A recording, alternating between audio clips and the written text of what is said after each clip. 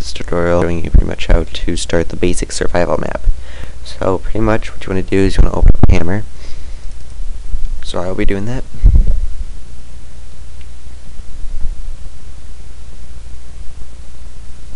And as this loads, make note that you can get the L4D authoring tools from Steam's library. You go to games, then go to your library, my collection, the games collection, and then you go to the tab that says all games. You want to go to tools, and when you go to tools, you can get the tools pretty much from there. It's called L4D authoring tools, and you just open it up pretty much, and it opens up here. You get like some choices. You choose hammer, and no. Okay, so what you're gonna do pretty much is you want to start a map. So go to new, and if you can tell, you get pretty much the basic layout. You got the camera, you got the top, side, and front. So what you want to do, you want to make sure that your camera is on 3D textured, that way that you can see like everything you're putting down. So I'm going to choose that right now because I already got it chosen, but just to show you. Anyway, so what you want to do pretty much before you start making any type of block, you want to change this. So go to browse your textures, and go to browse, go to filter, and type in DEV for, oh god, one sec, I did not mean to do that. So type in DEV, and you should get all this stuff on here. Some of my stuff you can tell kind of screwed up, but anyway, so pretty much what I'm going to use, you want to use this pretty much for like the basic outline of the map. You don't want to make it like kind of too like detailed just yet. You want to keep it in developer. So I'm going to use this, which will allow, okay, it's for some reason it does this, it chooses the one over. Anyway, so then you go to your block tool. So when you choose that, you go here, draw like a small like canvas. I'm gonna make that a little bit bigger. Then you can just readjust its size. You see how I don't want it this thick. Now what you can do, the two buttons right next to the P, the left, like small boxes, it's to the right of the P. Little boxes, it can like make your grid smaller and bigger. So what you want to do, the left one, the left half of the box is to make it smaller, the right one is to make it bigger. Right now I like to keep mine on a 1, that way I can keep moving around. If you can see, snap on grid 1, that will keep it so you can make it a little smaller. I'm gonna make mine kind of small, relatively small, because I don't want to make it too big. Anyway, so there, we've got that. Now I'm gonna make sure I have it right, so go to your entity tool.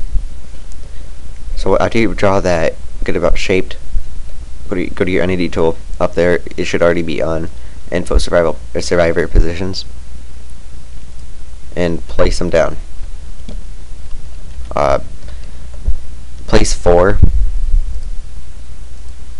I am going to make my thing a little bit bigger.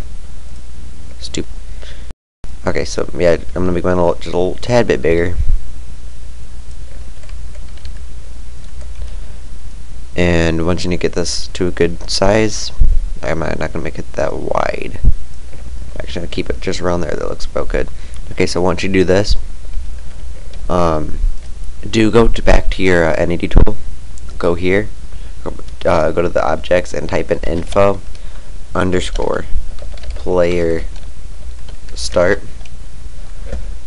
Pretty much you can't just have these 4 survivor positions, those will not spawn the survivors, so you want to place that down. That will pretty much force these survivors to spawn. Now what we want to do though, before we do anything else, is go to each one and give it and change its survivor name to one of the survivors' names. So I'm gonna put Lewis. I'm gonna give that one Lewis. Zoe. Francis.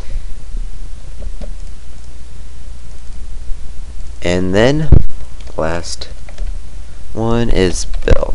Okay. Oh crap, I don't think I saved that one. Not that. Okay, so apply. Got it, okay. So now pretty much we got the basic 4 starting positions in a player start. So now we're going to create the walls that will eventually go around. So I'm going to go back to my browser. I'm going to go down and I'm going to find the one that says wall. So I'm going to choose this one. So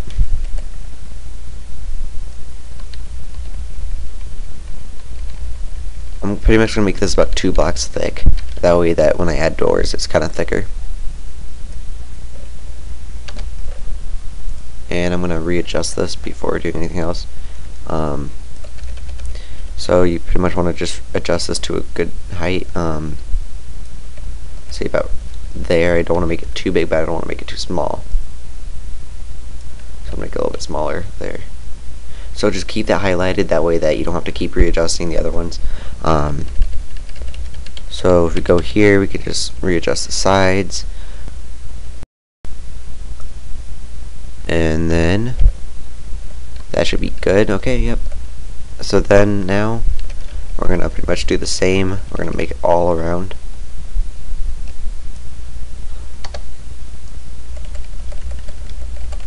And then once you make it all around,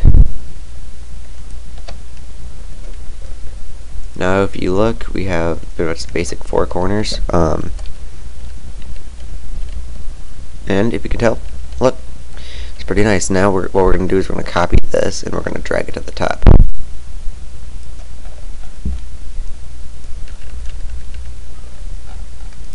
And now we have pretty much a basic room. I'm actually going to make this a little bit bigger. One sec.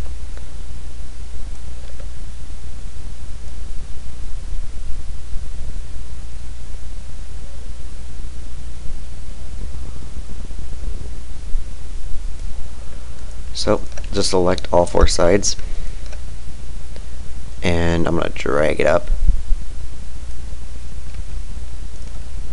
Now if you look, we have pretty much a good room, good sized room. And now we want to put a light up there so when we spawn it's not on full bright. So just type in light, hit enter, and just place one right there, readjust it. So it'll probably be around even in the room. So now what we want to do is we pretty much want to set up the survival game mode. First, you're going to want to type in info_director. Now, the director, just place it anywhere in your map. Name it. Click on the entity and give it a name. I'm going to name my director just because it's a lot easier to remember and you won't have to name anything else by director. So, pretty much now we want to put in a logic_auto, not ito, auto, and place it down. You do not have to get a name, so then you want to go back to your entity tool and type in point_server command and then place that down. We do want to give this a name, so double click name and give it a name. I'm going to give it survival because it just makes it a lot easier. And then you go to your logic auto, go to add, on map spawn, actually go to the output tab and go to add my output named on map spawn, target entity's name, survival, via this input command with a parameter override of mp_game mode survival. So what this will pretty much do is it will force the game mode instantly as soon as you get into the map to force it into a survival game type, and you don't have to do anything else with that. You just apply. Logic auto is set and it will spawn in it. So now we're going to pretty much set the ham radio and this pretty much the weapons. So go back to your entity tools and go to objects and type in prop_set static, and hit caps. Okay, so what the heck? How'd that get there? Okay, now this is getting kind of weird. Alright, you can get off of there 1 sec. Prop underscore static.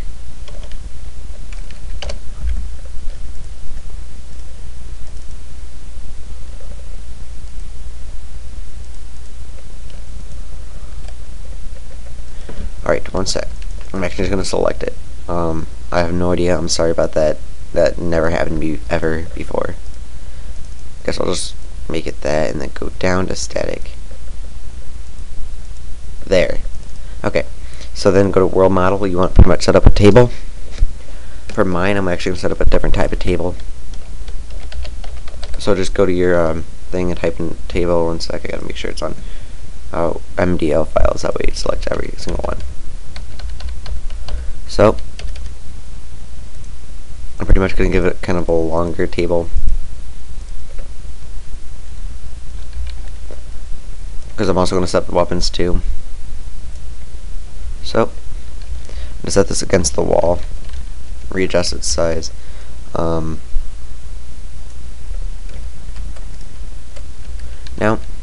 as you can see, we have the table. We're going to want to put on another prop dynamic. Okay, so yeah, go there and then go to your objects and type in prop dynamic. This is just so we can give the thing a name. So we're going to pretty much set up the radio now. So type in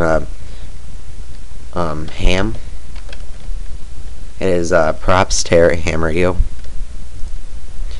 Just apply. Now give it a name. I'm going to give mine survival underscore ham 01, and I'm going to rotate it actually. So I always use this thing to rotate because it's a little more accurate, but you can just do it by double clicking and or hitting once and then rotating at any point. I'm actually going to rotate it so it's a little bit sideways. So what we're pretty much going to do here is we are going to line it up at the top of the table. And I'm going to have to hit Alt on this. If you need to, just hold down Alt, just in case if you have anything like this. It'll make it a lot easier. Okay, so then hit another prop dynamic. Actually, no, don't do that. Don't do that. I'm sorry about that. That was just a mistake. So go to Browse and type in invisible. And kind of like draw like a little brush around the thing and readjust it so it's covering the ham radio.